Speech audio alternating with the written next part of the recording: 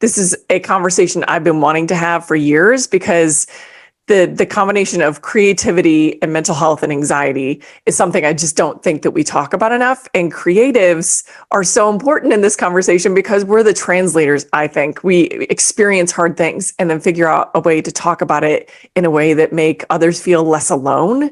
And so the fact that you talk about mental health and anxiety openly in your work is why I wanted to have you on.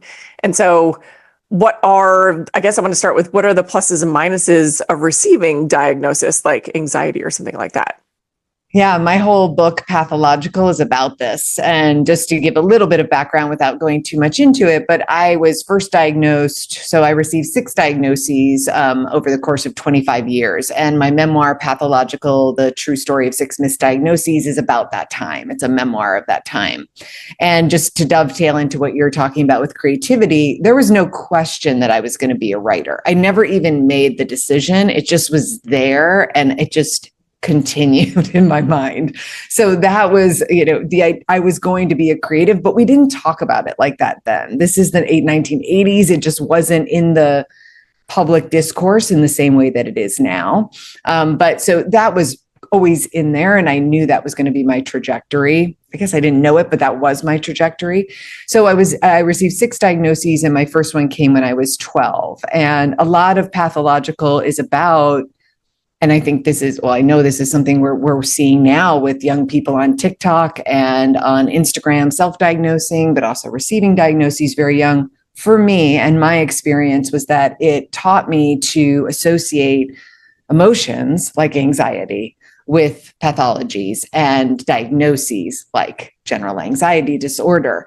And it was just, no one explained to me that even with a diagnosis, it doesn't go away.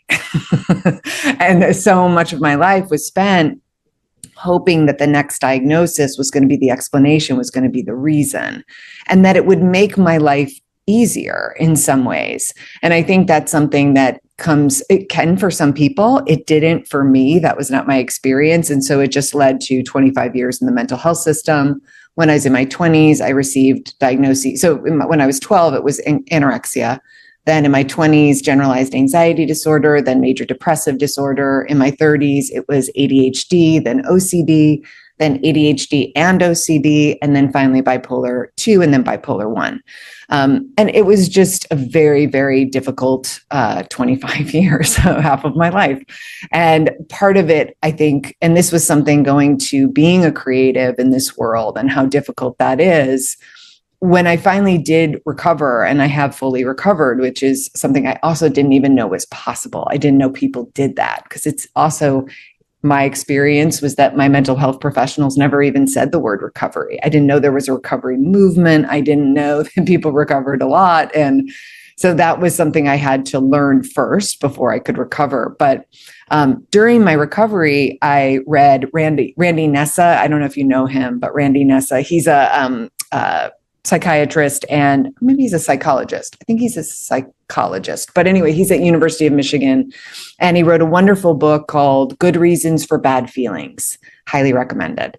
And it really blew my mind. But one thing he said was, and it is basically evolutionary psychiatry, evolutionary psychology, which is really changed my whole paradigm and taught me that, wait, I am literally made for anxiety. I am designed for anxiety. This is what humans are good at. And it's what saves our lives. But we're just living in an environment where our anxiety kicks in when I open my email. And it's not a reason we're not on the plains. We're not running from a lion at this point, but my body doesn't know that. And my mind doesn't always know that. So when I learned that, I was really able to look at myself differently and accept anxiety as part of my humanness. But he also said something interesting in the book, and it really devastated me, actually, in a good way. But he said sometimes he felt that depression, or one theory of depression, is that really you might be in the wrong job. You might be in the wrong life situation. It may be valid. And I thought, whoa, am I? Am I not meant to be a writer? Is this something?